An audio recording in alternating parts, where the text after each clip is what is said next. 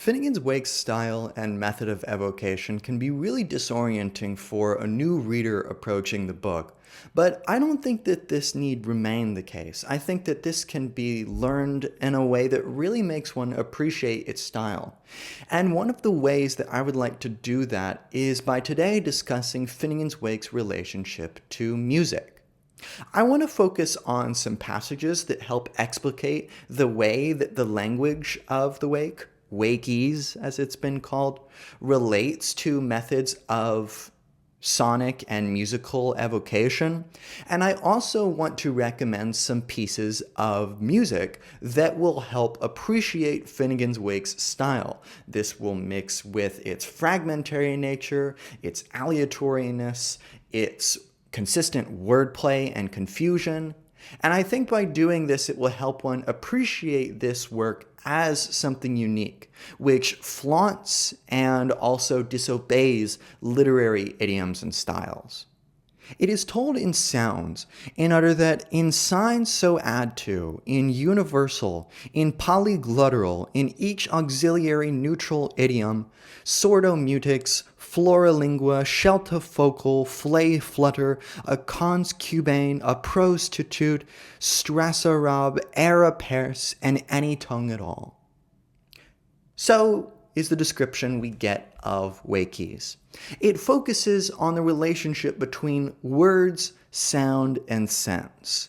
The way that sound arises from a vast, disparate array of fragmentary mediums that come together and coalesce in the ear. And the ear serves as a focal point in Finnegans Wake for orienting our spatial, temporal, existential, and ontological location. Because it's very hard to figure out what is going on plot-wise, narrative-wise, technique-wise. Who are the characters? Where are we? When are we? But on page 310, we get a scattered number of allusions to the anatomy of the ear. This harmonic condenser ingenium.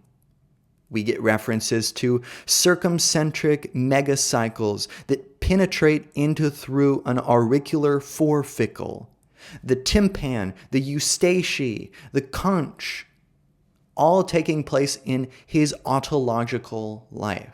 Right? These are all the auricular membrane, the tympanic membrane, the eustachian tubes, the conch. These are all parts of the ear anatomy, which here shows the relationship between sound and music grounded in the bodily. And this primarily sonic style of experimentation serves to bypass representational thinking, which tries to say that everything that is an object. An object being that which is cognized and formally understood as having definite limits. Joyce wants to challenge this as being primarily a way of understanding the world that we get through the visual. If we look at painting, it is long wed to a representational medium, and even in its most extreme forms, it struggles with the fact that color is this definite thing that we can see, that we can classify in a very specific way. But sound is a lot more ambiguous, and thus the primacy of the audible serves to bypass representation. He says, bide in your hush, do. The law does not allow you to shout. I plant my penstock in your postern, china pot. Ave, and let it be to all remembrance, vale. O vocation of mating waters, for auld lang Zalve's Stein, I defend you to champ my scullion's praises.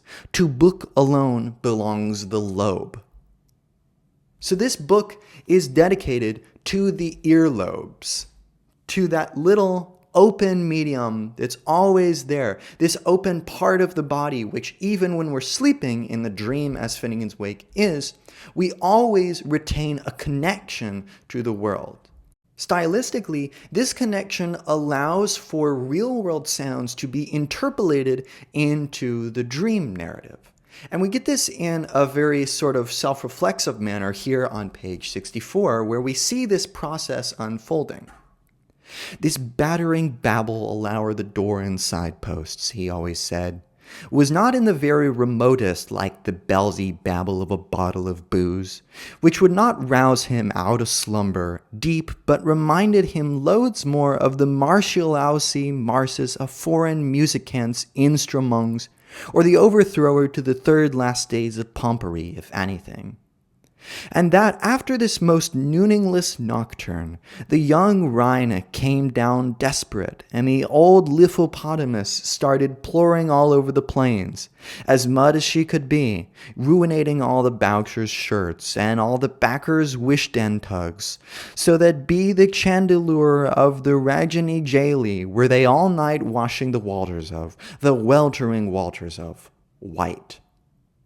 So here we've almost got white noise. This could even be nothing in particular that's going on in the real world. And this white noise is being interpolated into the dream, and it's being compared to a nooningless nocturne, to the young Rhine, that being the Rhine River, to a lithopotamus, the hippopotamus of the Liffey. So it's like the sounds of water are mixing with all these animalistic sounds. Thus, the aural openness of Finnegans Wake displays and allows for the development of an accretive method, both to the composition of the work and to our reading, interpretation, and recitation of the work, which is grounded on an ethical stance of openness, of acceptance of divergence and heterogeneity.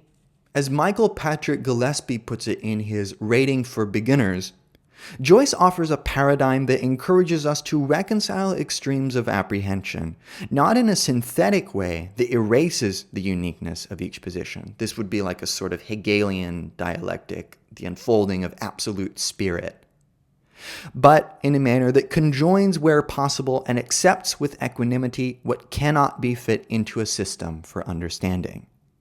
It emphasizes the subjectivity of all views, and he quotes here from page 482 of Finnegans Wake. What can't be coded can be decorded if an ear sees what no eye e'er grieved for. And this openness is a really great way of linking the style, which is properly musical, of Finnegans Wake to the ethics of what it's trying to tell us. Thus, Joyce makes consistent use of musical imagery, metaphors, descriptors, even objects such as of instruments. For example, he speaks here on page 450 of a chthonic solfia of my sing-a-song piccolo to pipe musical airs on numerous feria codes, of an all-enclosed song.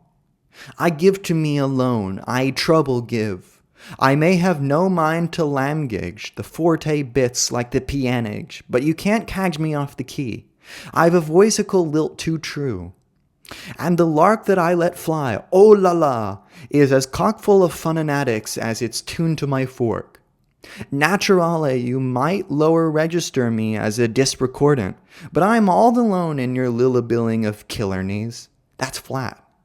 Yet where the wold, you? What's good for the gorse is a goad for the garden. Lethels lurk, Heimlock and Logans, loathe Lubernums, dash the gaudy death cup. Now, of course, as crazy as this passage is, you can see the consistent use of forte and piano, of different musical metaphors, and of the truth of sound in a very profound ontological sense. We're talking about the positivity and the productivity of sound, which can't be negated fully without losing something. There is no such thing as absolute negation of sound, because even when it occurs in the real world, we get some interpolation of it into Finnegans Wake. Hence these constant interjections of vale and all these random words from different languages, the it's flat that we saw in that passage. That may be some outer voice which is interrupting the audio feed of Finnegans Wake and inserting itself, because sound always presents itself in some way. We can't really avoid it. We can just try to interpolate it and make it coherent in this narrative that we're forming. The first piece of music that I would like to prefer is Igor Stravinsky's The Rite of Spring. This is a fantastic piece for understanding the presence of the past as present. Because in the choreography of The Rite of Spring and in the cacophonous orchestral clusters that we get in The Rite of Spring, we see rituals of the past being ritualized as an active process of evocation.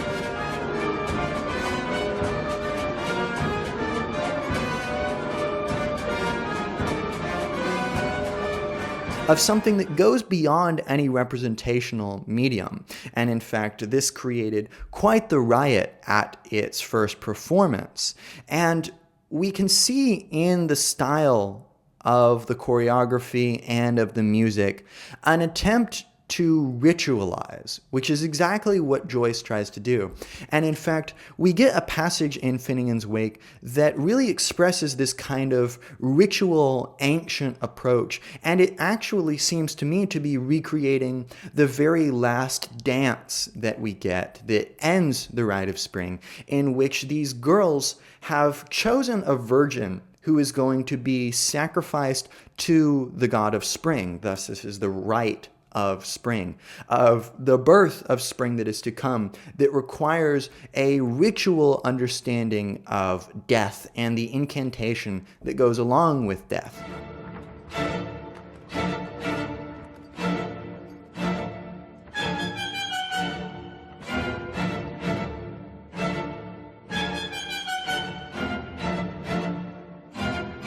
And these girls are dancing round and round this virgin who has been selected. And her dancing becomes more and more eclectic, confused, and properly schizophrenic, up to the moment where she is finally proffered, risen up to the god of spring, and then she collapses and dies. And in Finnegans Wake, we get this passage. The thing is, he must be put straight on the spot. No mere water-tishy stuff in the self-made world that you can't believe a word he's written in. Not for pie, but one's only owned by natural rejection. Charlie, you're my darling. So sing they sequent the ascent of man, till they go round, if they go round again, before break parts and all dismissed. They keep, step, stop. Who's in floor? Where is anger or garden? And we end the paragraph on that. Where is the garden? Who is the garden? This primary Edenic state has been lost, and all we get is a sort of ripple effect of the past in this very strange medium. One is left scratching one's head when they finish The Rite of Spring. And the last chord of The Rite of Spring, if you look at the score, the notes actually spell dead, D-E-A-D.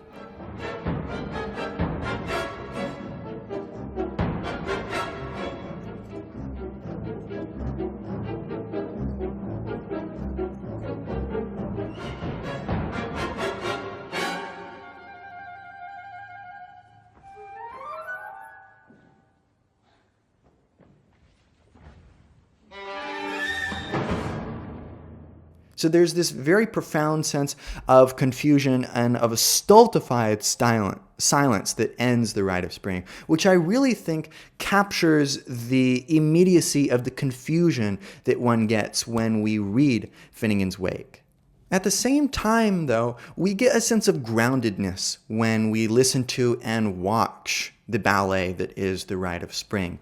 We get these strange, disparate movements that jolt and irk.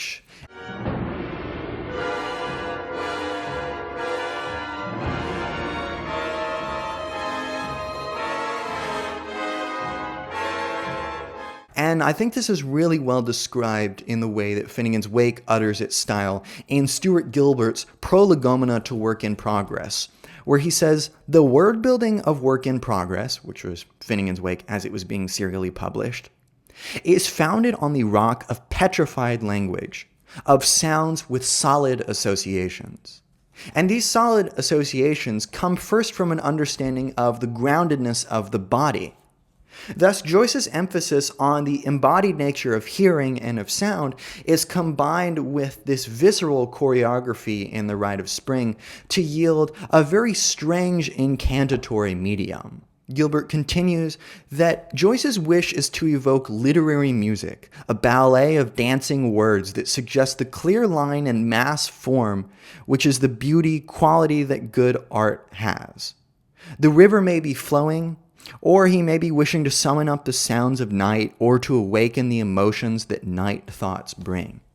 And being in the depth of night is exactly where we are when we're seeing the Rite of Spring play out, and we get this strange, eerie night theme that opens up the second part of the Rite of Spring.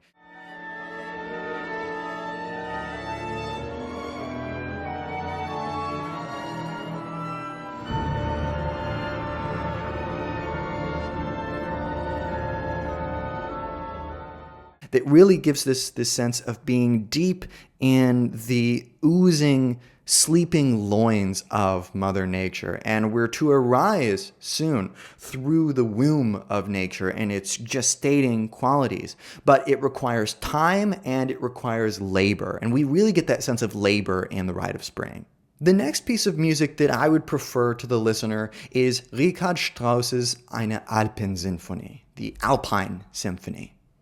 This is a profoundly awesome piece of music, and it really serves as a nice through line kind of philosophically and aesthetically, because Strauss was really influenced by Nietzsche, who was a big influence of Joyce as well. And one of the things that we see in the Alpine Symphony is cyclical form and structure, because in the Alpine Symphony, we track the ascent and then subsequent descent off of a mountain. We begin at Nacht, at night in the beginning.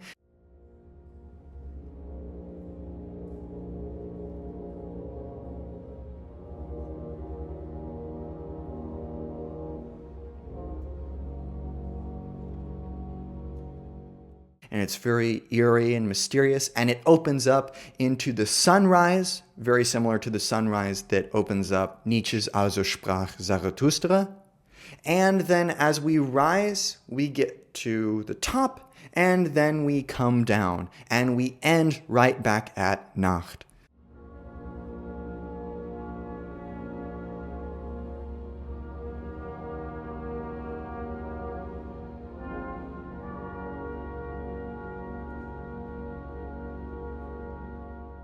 So we have this circular structure, which is exactly how Finnegans Wake works. It starts in the middle of a sentence and ends at the beginning of that same sentence, on the opposite side of it. So there's a sense of connection, but also of continuity and contingency at the same time. Also explicated here, we have this storm that happens in the middle of the Alpine Symphony. And this can very much help make sense of the sort of effect that we're supposed to get from the thunder word at the beginning of Finnegans Wake. Baba badal gerachta kamina ron konton bronneron ton tron tovohornon skon pohornen tornok. It's this crazy, incantatory, wild word, which is very much the kind of effect that we're getting from the Alpine Symphony's storm section.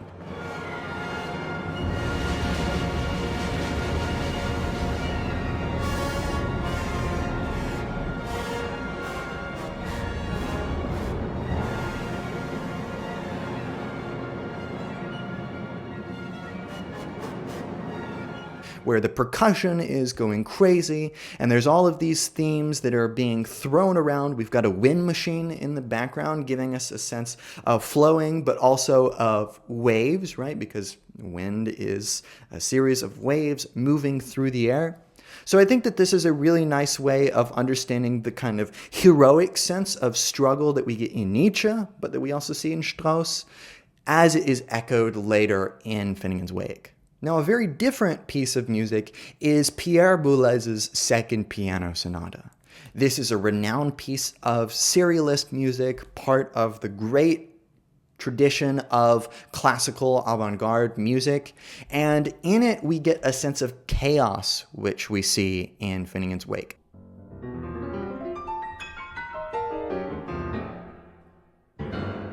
And And what's really interesting about Boulez's piano sonata is that the first and third movements are very wild, but the second movement is very spacey, airy, and mysterious.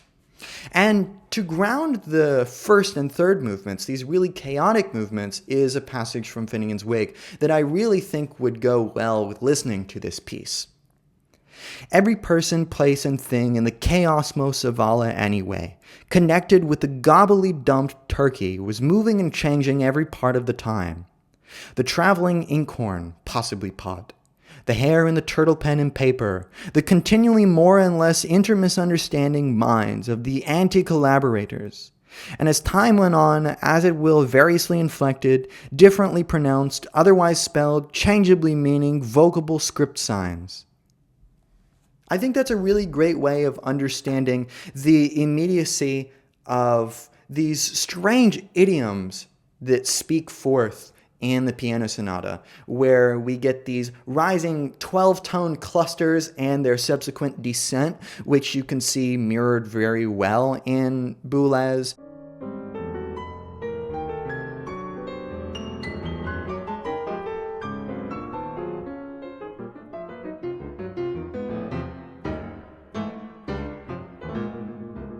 These inverted structures that kind of riff off of one another in very, very densely complex ways. But then you also get the sense of this polyglottal kind of sound that is really emblematic of Finnegans Wake. A few pages later, Finnegans Wake says, "The words which follow may be taken in any order desired. Whole of Aaron man the hat through the whispering is ho. Hear keen again and begin again to make sound sense and sense sound kin again."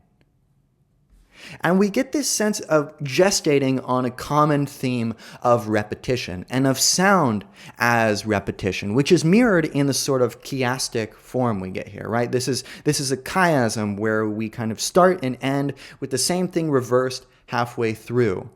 And it gives us a sense of binarism, but also of space, the likes of which we get expounded upon in the second movement of the piano sonata.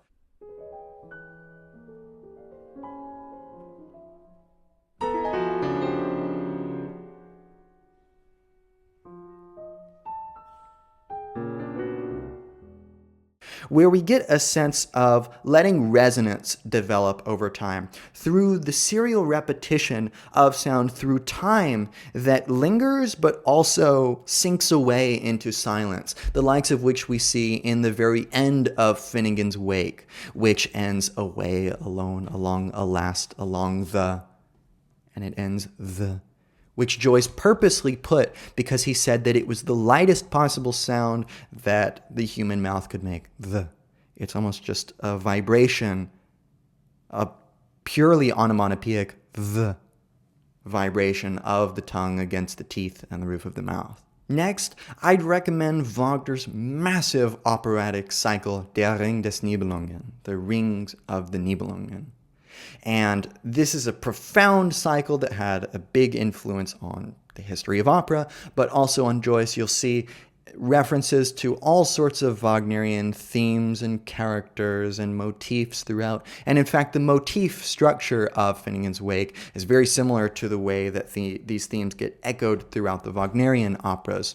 And you get a sense of heroism and breadth, which you really get in Finnegans Wake, because Finnegans Wake is trying to touch on all of history. It's very broad in its implications, and it's always almost teeming on universality, but Wagner, we see this universality kind of breaks down in his project, because we're following the Norse gods and the Nibelungen, which are constantly fighting. It's a dynamism and a problem at the very center of what the absolute means, the eventual breakdown of the absolute. And in particular, for listening to Wagner, because you don't probably want to listen to a 15-hour opera cycle if you're just interested in kind of dipping your toes in, I'd recommend the first act of Das Rheingold, which is really interesting because we have this E-flat chord, which starts from next to nothing, and it celescalates the Himmels and all, as Joyce puts it.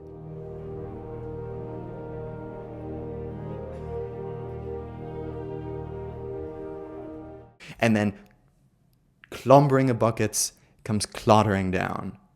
It's the downfall of the gods in Valhalla, their attempts to rise, and we get this sense of birth at the beginning of Das Rheingott, and then by the end we get their fall into guilt and into a curse that comes from the ring.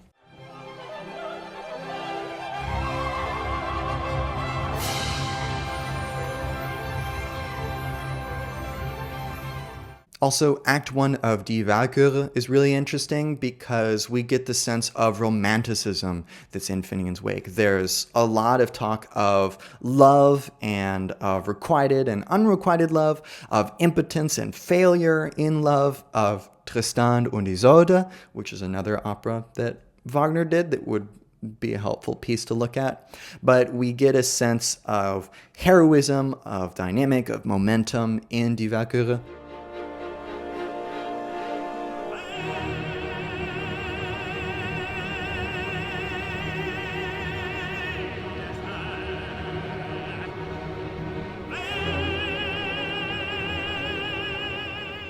And also, I'd recommend all of Götterdämmerung, the last opera in the cycle, but the prologue is a kind of nice way to dip your toes into that. It gives you a similar sense of romantic height that's always trying to jump out of the page on Finnegans Wake.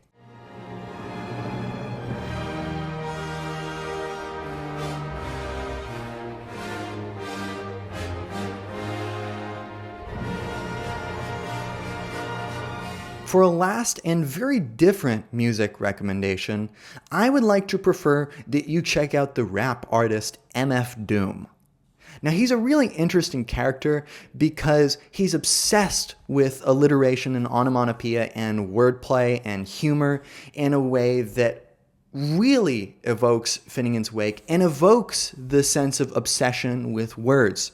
And as Robert McAlmon writes in Mr. Joyce Directs an Irish Word Ballet, he says it is possibly necessary to trance oneself into a state of word intoxication, fitting concept inebriation, to enjoy this work to the fullest. And that indeed is what we see in MF Doom. A bizarre phenomenon is your armor on. Take your cash karma or break your fast Ramadan. Transact on drama. Come on, Barney. Clack, clack, pardon me. Whack, rap, concarney. There's this obsession with turning over words and phrases and concepts to the point almost of babble, but there's still a sense of being grounded in the urban, in idiolects and dialects that willfully accept heterogeneity and the shirking of any sense of absolute or sure identity.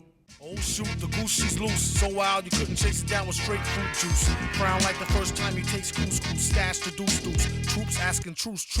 Today on Robert Rodker writes in Joyce and His Dynamic that for Joyce, thinking is first affective. Words make it flesh insofar as they serve to define feeling.